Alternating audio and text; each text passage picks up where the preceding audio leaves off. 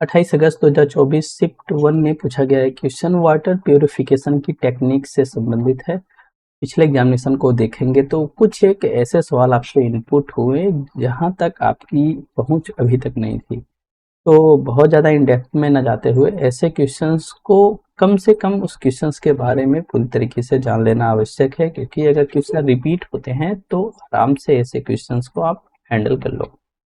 तो match the column का सवाल है, वाटर प्योरिफिकेशन टेक्निक है, दूसरी तरफ उसका प्रोसेस दिया गया है। जो वाटर प्योरिफिकेशन टेक्निक्स होती हैं प्राथमिक, द्वितीयक, तृतीयक एंड उन्नत या आप कहो primary, secondary, tertiary and advance type की होती हैं। तो प्राइमरी जो टेक्निक होती है, प्राइमरी टेक्निक में हम कह सकते हैं कि लार्ज पार्टिकल्स होते हैं, जैसे वुड्स हो गए, स्टोन हो गए, पीसेज हो गई, प्लास्टिक्स हो गई, उनको रिमूव करने का काम करते हैं, उनको हटाने का काम करते हैं। जैसे लकड़ी हो गया, पत्थर हो गया, ठीक है, बड़े प्लास्टिक्स हो गए, बड़े मलबे हो गए, हम कह सकते हैं कि जो सॉलिड पार्टिकल्स होते हैं, साइज में बड़े होते हैं, उनको हम हटाने का काम करते हैं। ये जो प्रक्रिया होती है, ये प्रक्रिया आप कह सकते हो एक प्रकार के वाटर प्यूरिफिकेशन स्टेज की फंडामेंटल स्टेज होती है। इसमें हम बड़े पार्टिकल्स को जल से हटा देते हैं।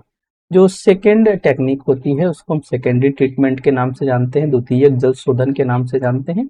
इसमें हम माइक्रो ऑर्गेनिज्म को प्रयोग करके, मतलब कि हम दूसरों को डिकम्पोज करते हैं, जैविक प्रदूषक घटित जो प्रदूषक होते हैं उनको विघटित करने का प्रयास करते हैं। इस प्रक्रिया में आप कह सकते हो कि एक्टिवेटेड स्लज प्रोसेस होता है, सेडिमेंटेशन होता है, एरिएशन होता है एंड फॉपुलेशन होता है। ठीक है, कुल मिला के हम कहें कि सक्रिय कीचड़ प्रक्रिया, तलछट निष्कास, उर्डन और अस्कंदन। उर्डन की जो प्रक्रिया होती है इसमें हम ऑक्सीजन को ऐसे मतलब कि वाटर से में मिक्सअप करते हैं, जिससे उसके हम बड़े बड़े फ्लॉक्स बना सकें। जब बड़े बड़े फ्लॉक्स बना लेंगे तो उनकी जो सेडिमेंटेशन की प्रक्रिया होती है, वो आसान हो जाती है। ठीक है, तो सेकेंडरी जो ट्रीटमेंट होता है, सेकेंडरी लेवल का जो ट्रीटमेंट होता है वाटर प्यूरिफिकेशन का, उसमें मुख्य रूप से activated sludge process, sedimentation, aeration and flocculation की प्रक्रिया होती है, जिससे हम क्या करते हैं, जो जल होता है वो अधिक स्वच्छ और पर्यावरणीय मानकों के अनुरूप धीरे धीरे तैयार हो जाता है। जो सेकेंड फेज होता है वो होता है आपका टेरिटरी ट्रीटमेंट। ये जो प्रक्रिया होती है, इस प्रक्रिया में हम क्या करते हैं कि जो न्यूट्रिएंट्स होते हैं, केमिकल्स होते हैं, जो पैथोजेंस होते हैं, जो न्यूट्रिएंट्स, केमिकल्स एंड पैथोजेंस होते हैं, इनको हटाने का काम करते हैं। तो ये जो प्रक्रिया होती है कुल मिला के हम कहें कि एडवांस मेथड्स की होती है। कुल मिला के एक्टिवेटेड चारकोल फिल्ट्रेशन प्रोसेस होता है, जिसके माध्यम से हम जो रेसिड्यूल्स होते हैं उनको हम एलिमिनेट करने का कार्य करते हैं। तो हम कह सकते हैं कि सक्रिय चारकोल जैसी उन तकनीक का उपयोग करके हम अपशिष्ट को हटाकर जल को पुनः उपयोग योग्य बना लेते हैं। किसमें? टर्टियरी ट्रीटमेंट में। कुल मिला के इतना जानो कि इस स्टेज में हम न्यूट्रिएंट्स, केमिकल एंड पैथोजेंस को हटाने का काम करते हैं।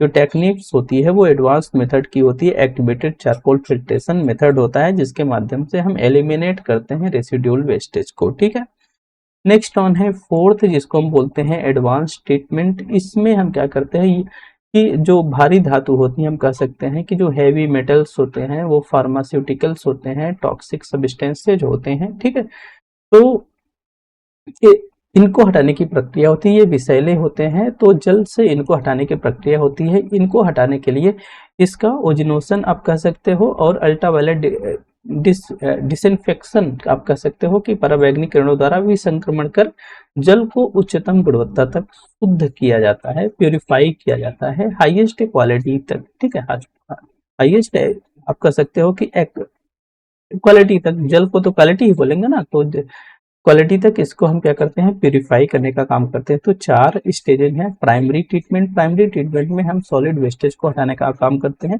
जो लार्ज पार्टिकल्स होते हैं, सबसे फंडामेंटल स्टेज होता है। सेकेंड में हम माइक्रो ऑर्गेनिज्म के माध्यम से जैविक प्रदूषकों को विघटित करते हैं। ठीक है, तो इसमें कुल मिला के आपका aeration, flocculation, activated sludge process and sedimentation की प्रक्रिया होती है। तो इसके माध्यम से हम वाटर को प्यूरिफाई करते हैं, जिससे जो वाटर है वो इन्वायरमेंटल स्टैंडर्ड के साथ मैच कर पाता है या उसके जैसा सिमिलरिटीज गेन कर पाता है। नेक्स्ट ऑन टेरिटरी ट्रीटमेंट, इसमें न्यूट्रिएंट्स, केमिकल्स से पैथोजेंस को हम रिमूव करते हैं, जो स्टेप्स फॉलोज होते हैं वो एक्टिवेटेड चारकोल फिल्ट्रेशन प्रोसेस होता है, जिसके माध्यम से हम रेसिड्यूल्स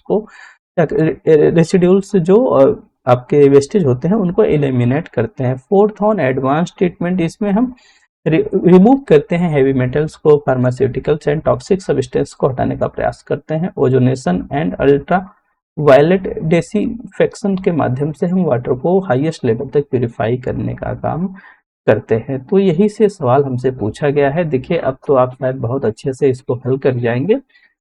तो प्राथमिक में आपने देखा कि प्राथमिक में हम क्या करते हैं, यहाँ से लार्ज पार्टिकल्स को हटाने का काम करते हैं, मतलब कि प्राथमिक में। और अगर आपने देखा एडवांस में हम क्या करते हैं भाई, ओजोनेशन एंड अल्ट्रावायलेट रेज के माध्यम से हम क्या करते हैं, जो केमिकल्स होते हैं, जो न्यूट्रिएंट्स होते हैं, जो पैथोजेंस होते हैं, उनको हटा देते हैं। तो इससे जब हमारा हाईएस्ट लेवल तक प्यूरिफाइड हो जाता है, तो ए का तीसरा हो गया और डी का चौथा हो गया। इस हिसाब से भी अगर आप देखोगे तो आराम से क्वेश्चन के आंसर तक पहुंच जाओगे। ए का तीसरा हो गया और डी का दूसरा हो गया। तो बी का जो हो गया द्वितीयक में सेकेंडरी है, इसमें क्या है कि हम रिमूव करते हैं वेस्ट को आफ्टर फोकुलेशन एंड कोगुलेशन के माध्यम से, ठीक है, जो जिसको हम कहते हैं कि उड़न और स्कंदन के माध्यम के बाद हम क्या करते हैं, एक्टिव स्लज प्रोसेस होता है, उसके बाद सेडिमेंटेशन की प्रक्रिया होती है। तो ये 4 स्टेजेज में जो जल होता है वो इन्वायरमेंटल स्टैंडर्ड के अनुरूप प्यूरिफाइड हो जाता है। और नेक्स्ट ऑन है टेरिटरी है। टेरिटरी में आपने देखा कि भाई इसमें हम एक्टिवेटेड चारकोल के माध्यम से क्या करते हैं, जो रेसिड्यूल्स वेस्टेज होते हैं उनको हटाने का काम करते हैं। तो इस हिसाब से देखा आपने कि ये सेकंड विकल्प सही है। देखिए इस तरह के क्वेश्चंस इन्वायरमेंट के यूनिट से आ रहे हैं, मतलब कि थोड़ी सी गहराई बढ़ रही है। जरूरी नहीं है फिर से रिपीट हो, लेकिन रिलेटेड टॉपिक इससे आपसे पूछे जा सकते हैं, इसलिए आपका जानना जरूरी था।